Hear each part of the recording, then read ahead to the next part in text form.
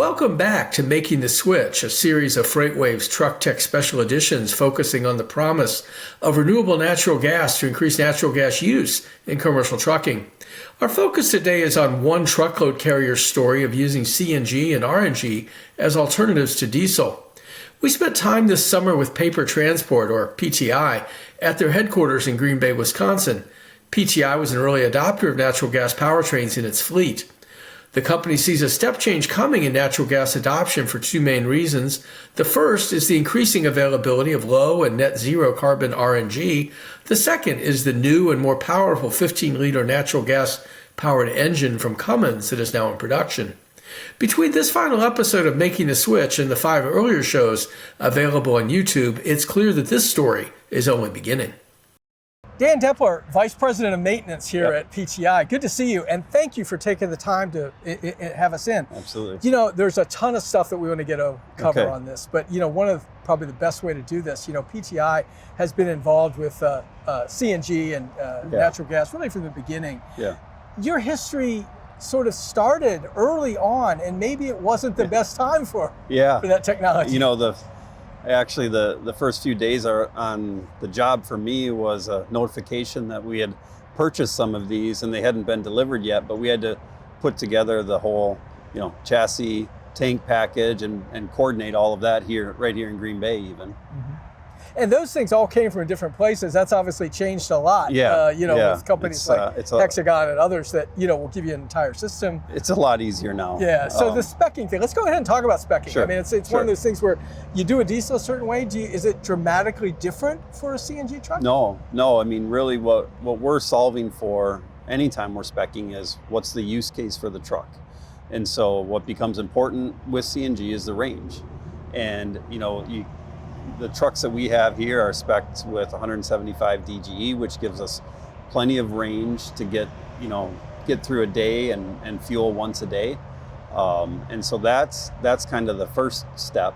But then when it comes to speccing the rest of the vehicle, it's really very similar to speccing a diesel. We get all of the safety systems that we want on there. It's a much more integrated cab design than what we had on those first trucks back in the day. You know, it's been actually really exciting just in the last year or so, just the resurgence of customer demand, and it's mainly because of the 15-liter and because of RNG now. Okay, so today though, it's a 12-liter. You've got a 15-liter, getting ready to test it, and that sort of thing. And of course, you know, but the 12-liter, there's certain routes that it works for. You're not doing Colorado mountains with it, but you are going from here in Green Bay, say, to Chicago. You're doing, you know, those kinds of routes. Route planning, how does that figure? You're 10% CNG, right? Roughly, of your fleet. How does route planning work for you? Yeah, a lot of where we're running it is in dedicated routes. And so we know our fueling infrastructure then. That's all planned out before we even say yes to the purchase of the truck. But we did, you know, for a while, we ran random network OTR in the Midwest and we were able to do it. Mm-hmm. But most of what we're running now is dedicated route. You know, we're running in St. Louis, we're running in Southern California, we're running here. We're running out in the Northeast, all with CNG trucks. So it's become much easier. You do have to be deliberate and be mindful about where the station infrastructure is and where your freight is, but in a dedicated environment, that works really well. What about your loads? I mean, you would think obviously you have, you know, cube out and you've got, you know, weight out, right? When I heard St. Louis, I thought of Budweiser, I thought of beer cans. They weigh more than potato chips do. We're grossing out on everyone almost. I mean, we're heavy. We're at 80,000 on over 80% of our freight. You know, with the 12-liter, we want to be, again, mindful of those routes. We're not hitting huge mountainous ranges with that. We can, but we're not. And with the 15-liter, it does open that type of freight up to us. It's been mainly driven by the customer demand for it, because we're a service provider in business-to-business sales. We're here to serve what our customers need. And again, what we've seen is just that resurgence with RNG too. Right. So. Your customers are asking you for this. Some are, not all, I'm sure, but some are asking for this. There is going to be sort of that pencil work, and you have a finance background when you're at Schneider, and so I'm sure you can answer and do answer these questions.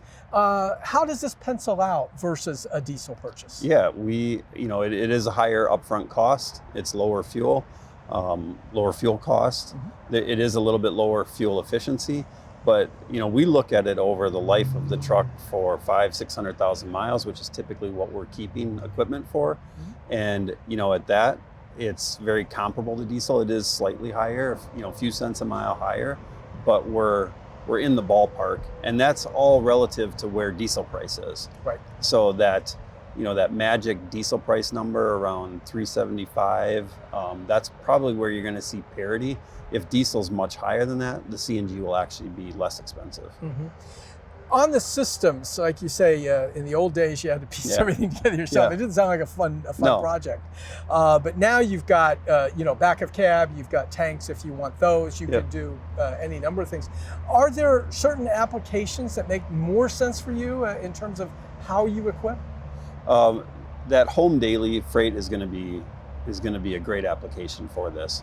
It doesn't need to. We've got overnight freight in our network right now where we're running it, but you just have to make sure that you've got the station infrastructure. So that's really the planning side of it that we have to worry about, is just where is the station infrastructure and overlaying that with the freight network. The truck is going to get the range that a driver needs in a day. So that's kind of not a concern anymore. With the fueling infrastructure, you said if you're running dedicated routes, you know where the fueling is. Are you looking at anything, I think you had some history, maybe even owning, part of either behind the fence or a station network. Now you're just relying on others to do that. Is that right? And that, the history was owning the station just to get this up and running. That was never the end goal. Right. And there is enough public infrastructure out there right now. That's not anything we wanted to be in, but just necessary to get it up and running. Sure. Let's talk about RNG itself. I mean, when we talk about environmental benefits, we're talking about potentially negative net zero carbon, which is huge. Might even get you a nod from the California Resources Board someday. Right now, I don't think it does, but maybe it will. Net zero carbon is huge, and it's something that presumably, I mean, we're here in the dairy state, aren't we? Isn't this in Wisconsin? And where does a lot of RNG come from? It comes from dairy, right? And landfill and others. From capturing methane from dairy. And then landfill still is, I think, slightly carbon negative, but dairy is by far the best offset that you can get. And this is something I presume that goes to your marketing people as they're as they're talking to customers and saying, look, we've got a place to go to get RNG, and there's more and more of it coming. I mean, the numbers nationally are good. They're huge in California. 98% or something like that. So RNG is becoming the factor over just regular natural gas. Absolutely. And we we'll work with our customers through that programming just to make sure that they're feeling comfortable with the credits, and where they're sourcing the credits from. All of that stuff our commercial team works with our customers on. The credits actually go towards TCO, don't they? Towards total cost of ownership. I mean, if you're generating credits for not for us. We're passing that credit on to our customers who have those sustainability scorecards, and that's really what I think has driven a lot of the adoption of RNG, because most of the global brands have their their sustainability scorecards. And through COVID, a lot of them, I think, have moved backwards on it a little bit.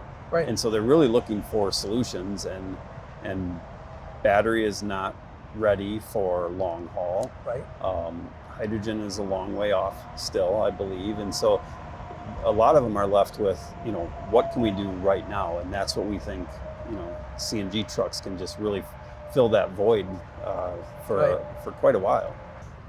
So it feels like the pieces of the puzzle are coming together really well right now for kind of large CNG adoption. That's what the whole game was back then. All right, so one of the areas that's so important in terms of renewable natural gas trucks is the driver. I'm with Lee Polson. Lee is a 10-year veteran. Hey, good to see you, man. Thanks. A 10-year veteran here at PTI, and you have had some experience now, quite a bit of experience, I guess, with driving the 12-liter Cummins natural gas engine. You also drive diesel. Yep. What's the biggest difference for you? To me, there's over time the technology got really good, and I don't now with the newer trucks, I don't see no difference whatsoever. I got the same power, same torque, have no problems going up hills and stuff like what I do versus a diesel. So now the technology is there, and to me, it's the same. Your route pretty much Green Bay to Chicago, Yeah. that kind of thing. Not a ton of hills there, but you're able to sort of do everything you need to do in that natural gas truck. Now we've got a newer version coming. I realize you haven't had a chance to drive that yet, but presumably that will bring it even to greater parity, I guess, with. Oh yeah. You know, that should advance the guys that do climb hills more, more mountain regions and that, to have that power to get up over that hill, which is really important.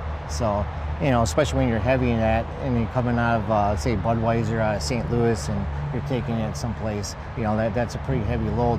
And I believe that 15 liter should handle that no problem. Yeah, so one of the things that I think maybe didn't help natural gas in the early days was, you know, it didn't have a great reputation, but you said things have really improved. Yep. You're talking to a colleague now who hasn't driven one of these. What do you tell him? Just not to be afraid.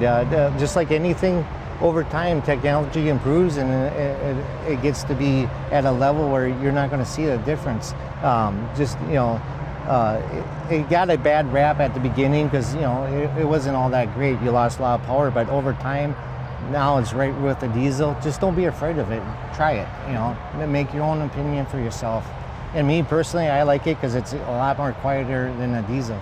Yeah, now that quietness thing, that's a big deal when you're shifting all the time and things like that, right? I mean, you know, you're just not getting as much feedback, I'm guessing, right? Right, exactly. Yeah. It's nice and smooth, quiet. You know, you can just relax some more, you know.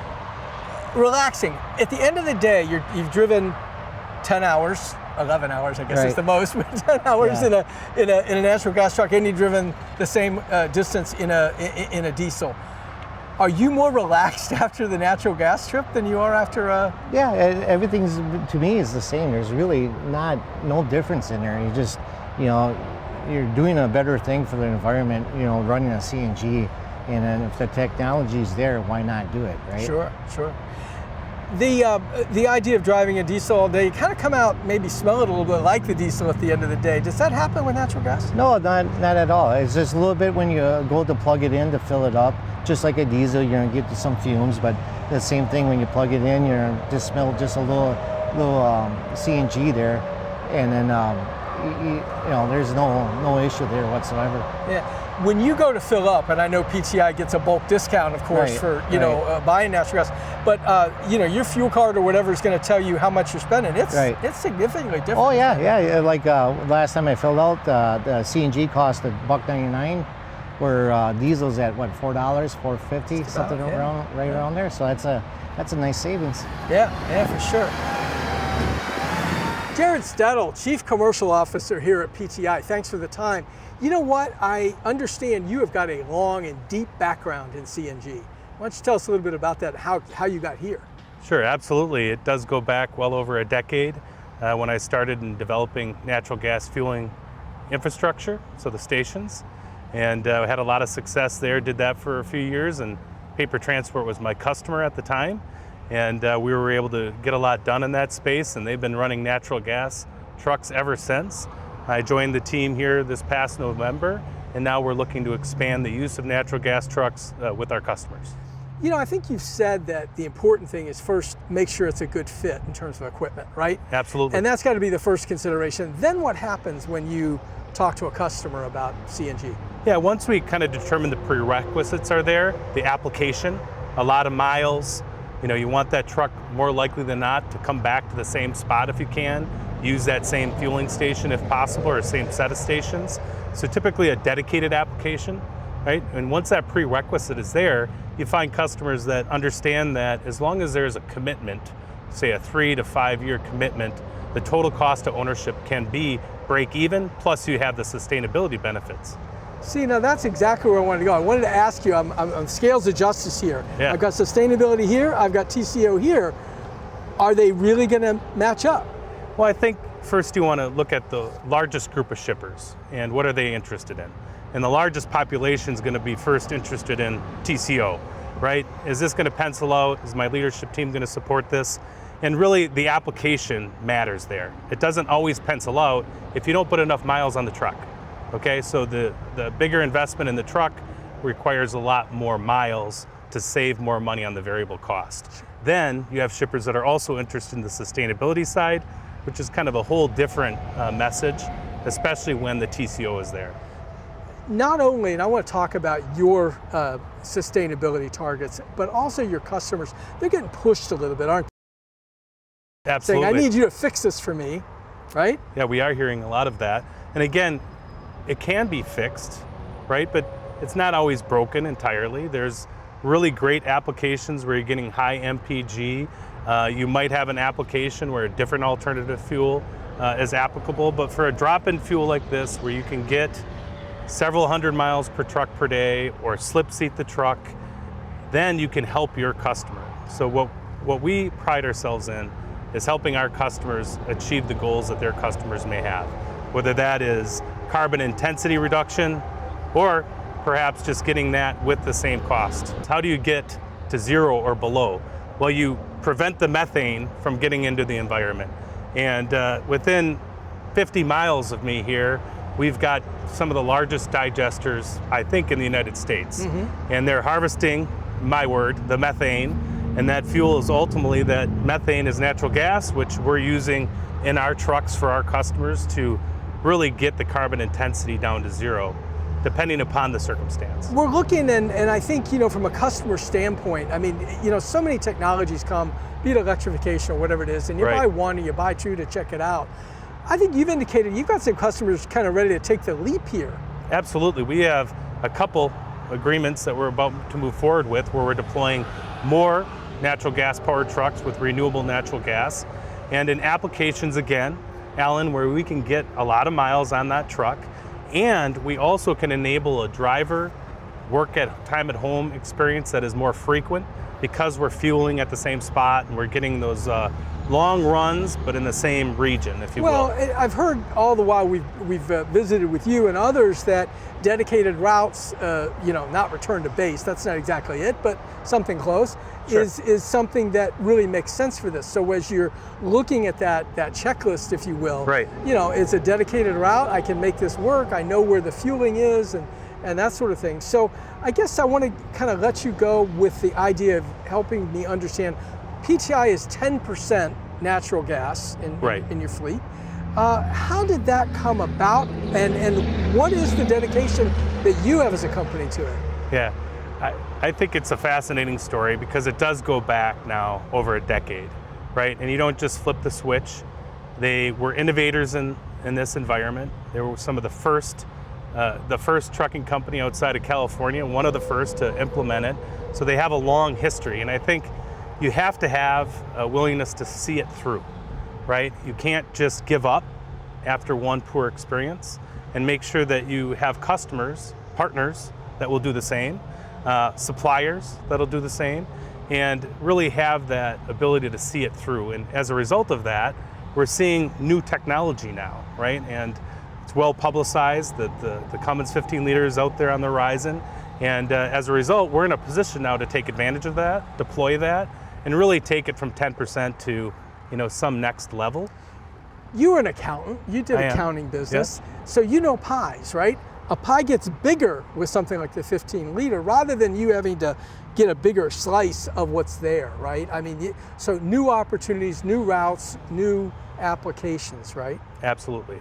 We will grow the overall pie here at PTI, but we also want to make sure that that percentage that is natural gas continues to grow as well by identifying customers that the total cost of ownership makes sense for them because the diesel price in their area is routinely over $4 a gallon. What natural gas can do is gives you stability.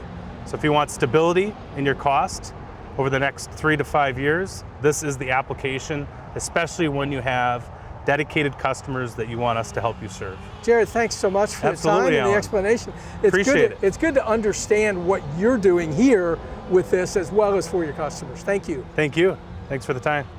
So we really want to thank the folks here at PTI. You know, they were really generous with their time, showing us their equipment, showing us really the customer side of the RNG and the CNG business. It is so important, you know, when you listen to people like Dan Depler and Jared Settle, you understand that there is a business case here for RNG and for CNG trucks. We're so close now to seeing this really begin to blossom with a new 15-liter coming from Cummins, but we find that the current 12-liter has grown up. It's matured. It's something that these guys can not just sell, but they can be confident in from a running standpoint, a maintenance standpoint.